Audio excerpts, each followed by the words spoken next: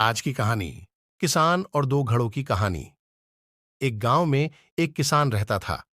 वह रोज सुबह सुबह उठकर दूर झरने से साफ पानी लेने जाया करता था। इस काम के लिए वह अपने साथ दो बड़े घड़े ले जाया करता था, जिन्हें वह एक डंडे में बांधकर अपने कंधे पर दोनों तरफ लटकाकर लाया करता था। उनमें से एक घड़ा कहीं से थोड़ा सा फूटा था और दूसरा एकदम सही। इसी वजह से रोज घर पहुंचते पहुंचते किसान के पास 1.5 घड़ा ही पानी बच पाता था। ऐसा होना नई बात नहीं थी। इसको 2 साल बीत चुके थे। सही घड़े को इस बात का बहुत घमंड था।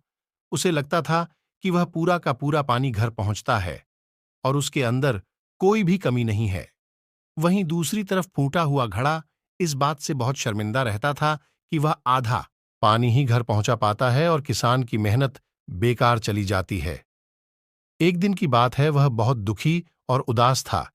जब परेशानी हद से बढ़ गई तो उसने फैसला किया कि वह किसान से माफी मांगेगा। किसान से बोला, मैं बहुत शर्मिंदा हूं, मैं आपसे माफी मांगना चाहता हूं। तो किसान ने पूछा, भाई, तुम किस बात से शर्मिंदा हो? छोटे घड़े ने दुखी होते हुए कहा, शायद आप नहीं जानते हैं, मैं एक जगह से फुटा हुआ हूं। पिछले 2 सालों से मुझे जितना पानी पहुंचाना चाहिए था, मैं सिर्फ उसका आधा ही पहुंचा पाया हूं। मेरे अंदर यह बहुत बड़ी कमी है। इस वजह से आपकी मेहनत बर्बाद होती रही है। किसान को घड़े की बात सुनकर बहुत दुख हुआ और बोला, इतना परेशान होना भी ठीक नहीं है। चलो तुम्हारी उदासी दूर करते हैं।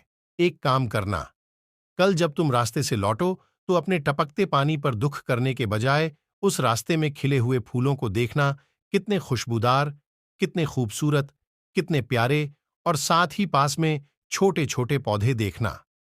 घड़े ने किसान की बातें मनाने का फैसला किया। रास्ते भर सुंदर फूलों का देखता हुआ आया। ऐसा करने से उसकी उदासी थोड़ा कम हुई, पर घर पहुंचते पहुंचते उसके अंदर से आधा पानी गिर चुका था। वह फिर से मायूस हो गया और किसान से क्षमा मांगने लगा।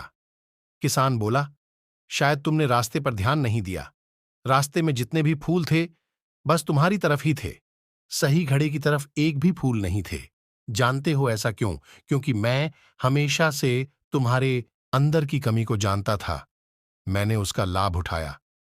मैंने तुम्हारी तरफ वाले रास्ते पर रंग बिरंगे फूलों के बीज बो दिए थे। तुम थोड़ा थोड़ा करके सींचते रहे और पूरे रास्ते को इतना खूबसूरत बना दिया।